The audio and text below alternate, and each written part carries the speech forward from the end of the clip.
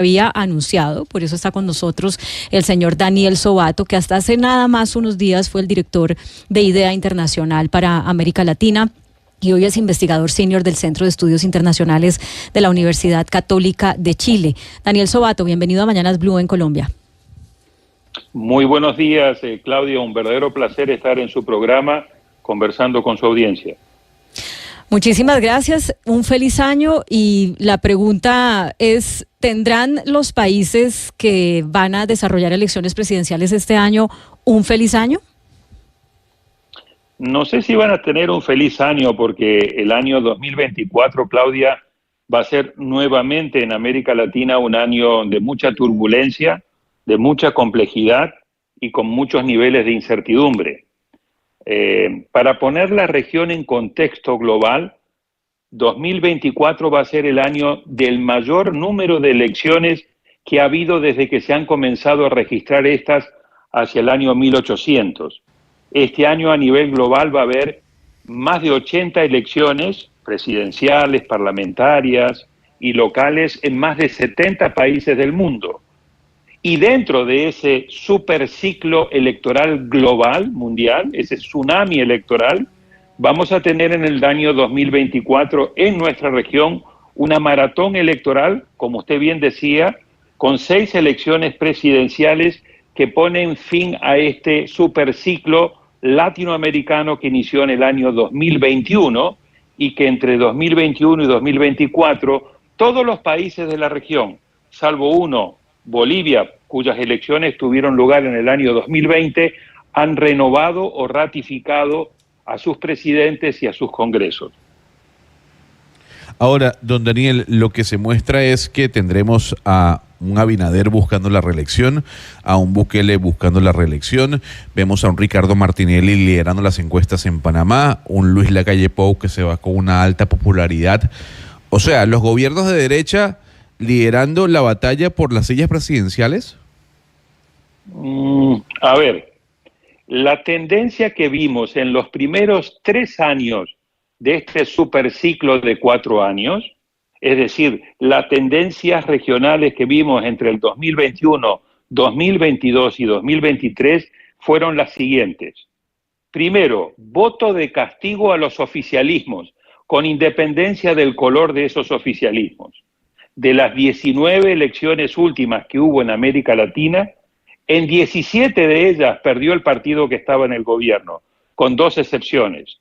Uno, la farsa electoral en Nicaragua, porque el dictador Daniel Ortega puso preso a todos los que se le oponían.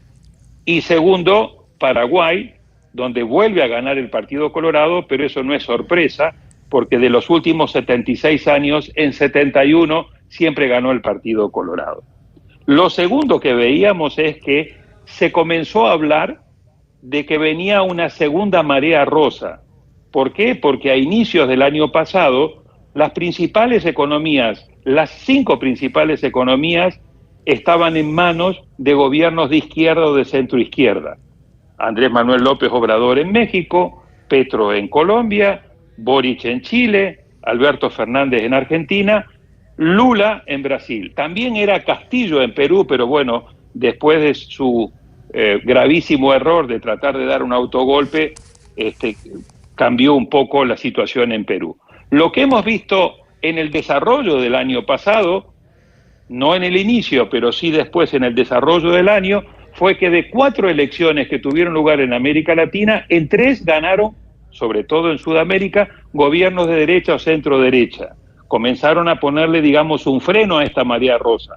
Ganó, como decía, Santiago Peña en Paraguay, ganó Daniel Noboa en Ecuador y ganó Milei en Argentina. En el 2024, estas 2 tendencias, voto castigo a los oficialismos, va a comenzar a disminuir por características propias de cada uno de los países, y vamos a ver al final del 2024, si se cumplen mis proyecciones, que la región que vamos a ver de América Latina en términos del mapa político electoral no va a ser ya una región con predominancia de una segunda ola rosa, sino una región con mayor diversidad ideológica entre gobiernos de izquierda o centroizquierda y gobiernos de derecha y centro derecha.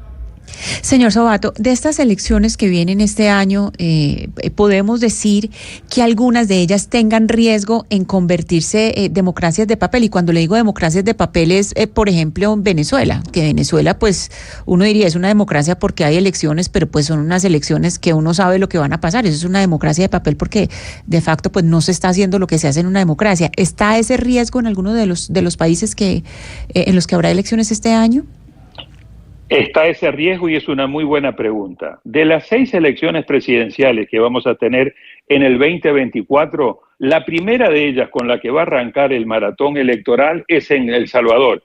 Y en El Salvador vamos a ver un triunfo contundente en primera vuelta, en mi opinión, de Bukele, pero es una reelección inconstitucional, porque más allá de la altísima popularidad que Bukele tiene, y que le va a garantizar su reelección en primera vuelta, es, vuelvo a decir, una reelección que se va a dar en plena y abierta violación de la propia Constitución. En el caso de Venezuela, que va a ser la última elección, pero todavía no tenemos fecha, pero en principio debería ser la última elección hacia el mes de noviembre, diciembre de este año, realmente esta es una elección que genera un altísimo nivel de incertidumbre, no solamente en cuanto a los resultados, sino en cuanto a en qué condiciones se va a llevar a cabo esa elección en un régimen que claramente es un régimen dictatorial que hasta ahora, salvo las primeras elecciones de Chávez, pero ya no más con las 2 elecciones de Maduro, nunca han podido llevar a cabo ni celebrar un proceso electoral ofreciendo las garantías de integridad en materia electoral. Así que lo de Venezuela es un gran signo de pregunta respecto de si el régimen dictatorial de Maduro va, gracias a las presiones internacionales que estamos viendo de Estados Unidos, de Europa y de otros países, garantizar un proceso electoral con garantías, con competitividad, con presencia de observaciones internacionales, de organizaciones que son totalmente imparciales y habilitando la participación política de la principal líder opositora, que es ni más ni menos María Corina Machado, que en este momento está inhabilitada por 15 años para poder competir. Señor Sobato, como usted bien decía, la primera elección presidencial del continente va a ser la de El Salvador, que es el 4 de febrero, y va a ganar Bukele a pesar de la inconstitucionalidad. El Congreso y la Corte Suprema de Justicia, pues de alguna manera han avalado ese movimiento inconstitucional. Mi pregunta es, ¿cuál es el impacto que usted ve que puede tener ese triunfo de Bukele en el fortalecimiento de ideas de derecha, de candidatos de derecha en los otros países de la región y en el favoritismo que ellos puedan tener en las elecciones? Yo he llamado el fenómeno de Bukele la bukelización de la política. Y por bukelización de la política me refiero a un modelo, una metodología, un manual de cómo uno desmantela una democracia con apoyo popular. Porque hasta ahora veníamos viendo cómo se desmantelan las democracias, pero con alto nivel de represión. Un ejemplo, Venezuela; otro ejemplo, Cuba; otro ejemplo, la dictadura de Daniel Ortega en Nicaragua. El caso de El Salvador, en mi opinión, es el más peligroso por el efecto de seducción y al mismo tiempo de contagio y de imitación que tiene. Bukele ha logrado darle al pueblo salvadoreño una respuesta oportuna y efectiva respecto de una de las principales prioridades del pueblo salvadoreño: hacer una lucha eficaz en contra de la delincuencia, las maras y el crimen organizado. En términos hobbesianos, le ha vuelto a garantizar al pueblo salvadoreño la seguridad. A cambio de eso, le ha ido pidiendo apoyo popular, y ese apoyo popular traducido en votos ha traído como consecuencia que Bukele hoy controle plenamente el Congreso, que controle al Poder Judicial, que tenga control absoluto sobre el fiscal, que tenga el control absoluto sobre la Corte de lo Constitucional, que es el órgano que fue renovado a dedo por Bukele y por el Congreso que él controla. Corte de lo Constitucional que le garantizó a Bukele una reinterpretación de la Constitución que le permite ahora buscar, vuelvo a insistir, de manera inconstitucional su reelección en febrero. Ese fenómeno de Bukele está generando un efecto contagio de imitación en muchos de los países de América Latina. Honduras es uno de ellos. Colombia, he visto varios candidatos y varios políticos seducidos por el ejemplo de Bukele.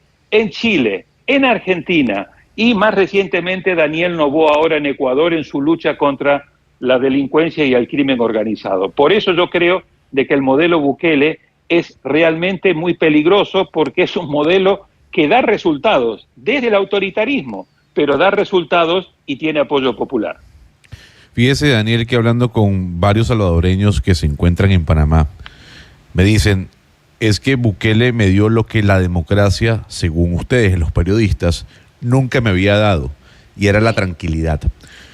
La consulta es, ¿el latinoamericano está dispuesto a ceder derechos para obtener otros?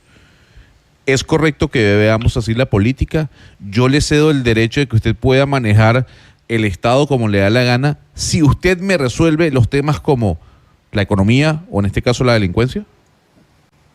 Otra excelente pregunta y la respuesta lamentablemente es sí. La última encuesta de Latinobarómetro del 2023 demuestra que para el 54% de las y los latinoamericanos que fueron entrevistados están dispuestos a no importarles vivir en un régimen no democrático siempre y cuando ese régimen no democrático les entregue lo que usted precisamente acaba de decir, le entregue resultados respecto de sus prioridades. Y ahí estamos teniendo un problema central en el cual la democracia hoy está realmente bajo fuego. ¿Por qué? Porque lo que tenemos que hacer, aquellos que creemos que la mejor manera de vivir es en democracia, es lograr que los gobiernos democráticos den resultados y respuestas democráticas a los problemas de la democracia. Porque si no logramos dar respuestas oportunas y eficaces, democráticas, a los problemas de la democracia, un sector crecientemente importante y dentro de ese sector muchos jóvenes están dispuestos a sacrificar parte de la democracia, sobre todo los componentes de democracia representativa que están con muy bajos niveles de credibilidad, léase congresos, léase partidos políticos, a cambio de cosas concretas como es el de la seguridad, como es el tema de económico, etcétera. Entonces, si no logramos darle esas respuestas democráticas a los problemas de la democracia, lo que estamos viendo es que comienzan a haber líderes que yo llamo PAP, una P, una A y una P, que son líderes personalistas con discurso antipolítica y populistas que dicen, tranquilo, la democracia no te está dando resultados, yo sí te vengo a dar resultados, y eso va a ir generando un malestar creciente, no ya en la democracia, sino con la democracia. Sí, señor Sobato, le quiero preguntar por las propuestas, en este escenario que usted nos está planteando hoy, que estamos mirando, ¿qué papel van a jugar las posturas de centro? Esas propuestas de centro que no están en los extremos, que no están en la polarización de izquierda y de derecha, ¿tienen futuro o siguen siendo consideradas por algunos electores como propuestas demasiado tibias en momentos en que se requiere propuestas mucho más concretas? ¿Qué papel van a jugar esas candidaturas o esas aspiraciones de centro?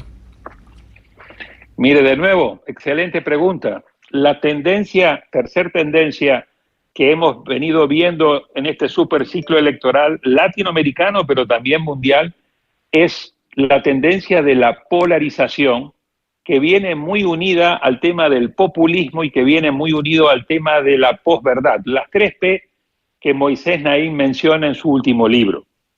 El tema de la polarización, agravado por el mal uso de las redes sociales, ha ido generando en nuestras sociedades que las opciones de centro prácticamente en la mayor parte de los procesos electorales últimos no hayan tenido rendimiento electoral. No lo tuvo en Brasil, donde la elección quedó muy polarizada entre Lula y Bolsonaro, no lo tuvo en Chile, donde la polarización llevó a que la competencia quedó entre Boric y Kast, no lo tuvo en Argentina, donde quedó muy polarizado entre Milei y Massa, y así podría seguirle dando ejemplo tras ejemplo. Hasta ahora, la teoría política decía que el elector, por lo general, era un elector que privilegiaba el centro y por eso los candidatos de centro izquierda, de centro derecha, debían converger luego hacia el centro político. Lo que estamos viendo en las últimas elecciones, en materia de rendimiento electoral, es que la tendencia es a una polarización creciente, vuelvo a decir, en gran medida, debido al mal uso de las redes sociales que están generando estos niveles de violencia verbal, de discursos de odio, de extrema polarización, una polarización tóxica, y eso está generando muchos problemas para los candidatos de centro. Señor Daniel Sobato, ¿y cuál es su análisis sobre Colombia, que era un país un poco al margen de esos vaivenes entre izquierda y derecha, porque teníamos gobiernos similares, y que por primera vez el año antepasado eligió un gobierno de izquierda? Ya las elecciones regionales de octubre mostraron pues un desgaste del gobierno de izquierda. En muchas regiones pues fueron elegidos candidatos opositores al gobierno nacional. ¿Qué análisis hace usted de esto y de cómo qué puede significar esto para el futuro político de Colombia? Bueno, en Colombia yo creo que también ha prevalecido el tema de la polarización, lo vimos en la última elección. Por un lado Petro, por el otro lado Hernández, un candidato claramente PAP, era un candidato populista, era un candidato con un discurso antipolítica y era un candidato claramente personalista. Y se jugó en esos extremos.